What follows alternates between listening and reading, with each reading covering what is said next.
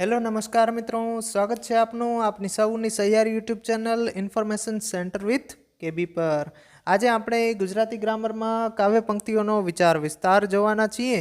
કાવ્ય પંક્તિ છે, ધોળું એટલે દૂધ ન જાણવું। પહેલાં આપણે આ કાવ્ય પંક્તિને થોડું સમજી લઈએ, જેથી કરીને આપણને સરળતાથી યાદ રહી જાય। ત્યાર પછી લખીએ। આનો અર્થ એવો છે કે જે વસ્તુ ધોળી દેખાતી હોય, જે પ્રવાહી સફેદ દેખાતું હોય, તેને આપણે દૂધ માની લેવું ન જોઈએ। એનો અર્થ એવો છે કે જે વ્યક્તિ જેવી દેખાય છે દૂરથી, એવી હોતી નથી। બાહ્ય દેખાવ અને આંતરિક દેખાવમાં તફાવત જોવા મળી શકે છે। અને જે વ્યક્તિ સાથે આપણે મિત્રતા રાખીએ છીએ, જાણી પારખી અને પછી મિત્રતા રાખવી જોઈએ। જીવનમાં પાછળ ન પડવું જોઈએ। કોઈ વ્યક્તિ આપણને બેવકૂફ બનાવી શકે છે, એટલા માટે આપણે હિન્દીમાં કહાવત છે, દૂધ કા જલા છાछ भी फूक फूक के पीता है। એટલે કે એકવાર જેને જીવનમાં અનુભવ થઈ જાય એ દરેક ડગલે ને પગલે ધ્યાનથી ચાલે છે। એટલા માટે આપણે પણ દરેક વ્યક્તિ સાથે મિત્રતા રાખતા પહેલાં, વિશ્વાસ કરતા પહેલાં તેના ગુણ અને દોષની ચકાસણી કરવી જોઈએ। બહારથી સજ્જન દેખાતા હોય, પરંતુ અંદરથી તેના મનમાં શું ચાલી રહ્યું છે તે આપણને ખ્યાલ હોતો નથી।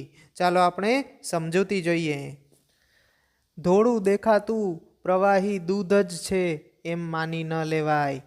બીજા ઘણા પ્રવાહી ધોળા રંગના હોઈ શકે છે। કોઈ પણ વ્યક્તિ જેવી દેખાય છે તેવી જ હોય તેમ માનવું જોઈએ નહીં। બહારના દેખાવ અને પોશાક પરથી તેના ઉપર વિશ્વાસ મૂકી શકાય નહીં। આપણે તેની કસોટી કરવી જોઈએ। સુંદર કપડાં પહેરેલી વ્યક્તિ ખિસ્સા કાતરું પણ હોઈ શકે।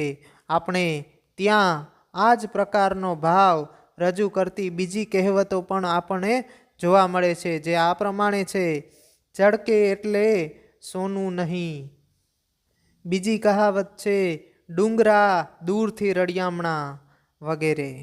એટલે કે જે ચમકતું હોય એને આપણે સોનું માની ન લેવાય, અને ડુંગર જે દૂરથી સુંદર દેખાય છે, બરાબર, અંદર જતાં ખબર પડે છે કેટલું ખતરનાક છે આ જંગલ। બહારથી સજ્જન દેખાતી કોઈ પણ વ્યક્તિ ઉપર તરત જ વિશ્વાસ ન મૂકવો જોઈએ। તેના ગુણ દોષની ચકાસણી પણ કરવી જોઈએ। Thank you so much friends. આવા અનેક આઈએમપી વિચાર વિસ્તાર, અર્થ વિસ્તારના વિડીયો આપણે બનાવેલા છે, જેની ફૂલ પ્લેલિસ્ટની લિંક નીચે ડિસ્ક્રિપ્શનમાં મળી જશે।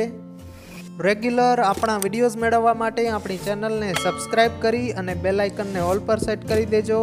આ વિડીયો આપણને કેવો લાગ્યો તે લાઈક અને કમેન્ટ્સ આપીને જરૂરથી જણાવજો। આ વિડીયો આપના મિત્રોને શેર કરી અને તેમની પણ હેલ્પ કરજો। ફરી મળીશું નવા વિડીયો સાથે। ત્યાં સુધી જય હિન્દ, જય ભારત।